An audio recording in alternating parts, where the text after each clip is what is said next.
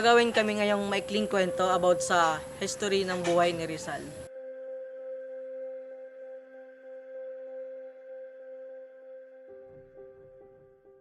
Una sa lahat, nais kong magpasalamat sa inyong lahat sa pagdalo sa pagpupulong na ito.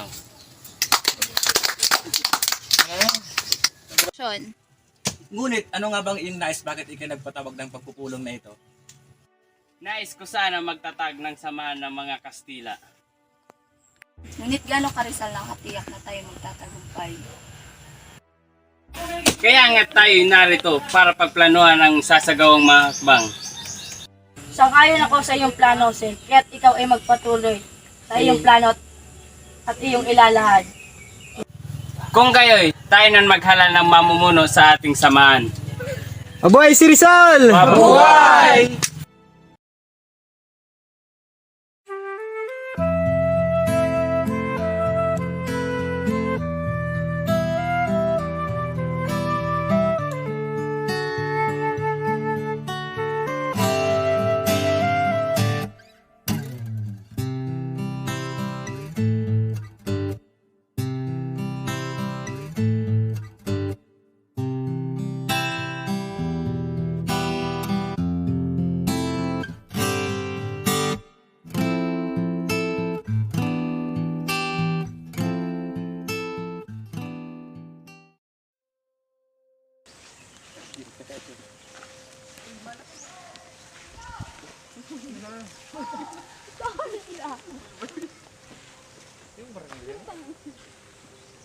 Nanang!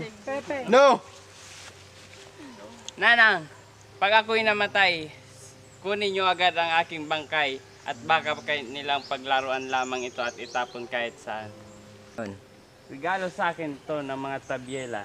Nais kong hilingin sa mga opisyal na ibigay sa inyo ito pag kamatay ko.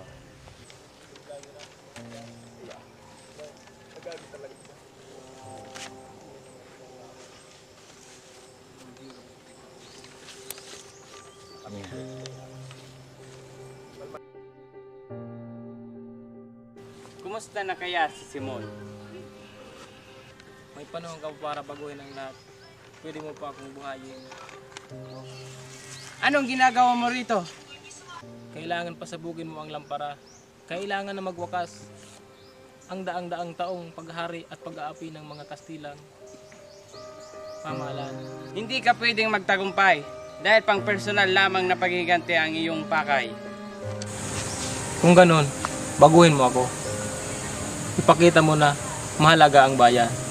Huwagas mo akong patayin sa paglason. Hindi ko gusto ang pagpatay mo sa akin. Pinatay mo ko dahil akala mo wala ng pag-asa, pero meron pa. Magsulat ka lang uli. Paano kung wala na akong masulat? Paano kung wala na akong masabi? Paano kung sabay mo'y mamamatay rin ako? Kung gano'y, tama nga sila. Nagkasala ka nga, isa kang traidor. Puro na lang iniisip mo ang iyong sarili. Puro na lang sarili mo ang iyong iniisip. Dapat ka nga mamatay.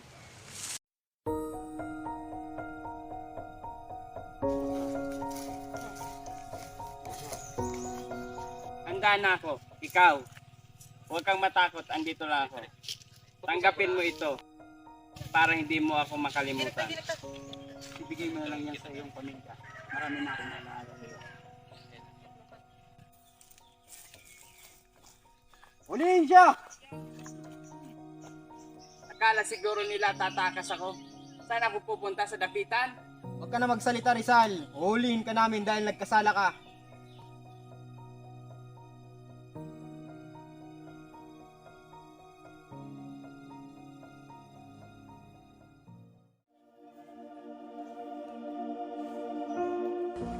Adiós, patria adorada, región del sol querida, perla del mar de oriente, nuestro perdido Edén. A darte voy alegre la triste mustia vida, y fuera más brillante, más fresca, más florida, también por ti la diera por tu bien. En campos de batalla, luchando con delirio, otros te dan tus vidas, sin duda, sin pesar. El sitio nada importa, ciprés, laurel o lirio, cadalso, campo abierto, combate o cruel martirio, lo mismo es, si lo piden la patria y el hogar. Pabor, let me face the firing squad. Imposible! Mamamatay akong hindi man lang nakikita ang ningning ng bukang liwayway sa aking bayan.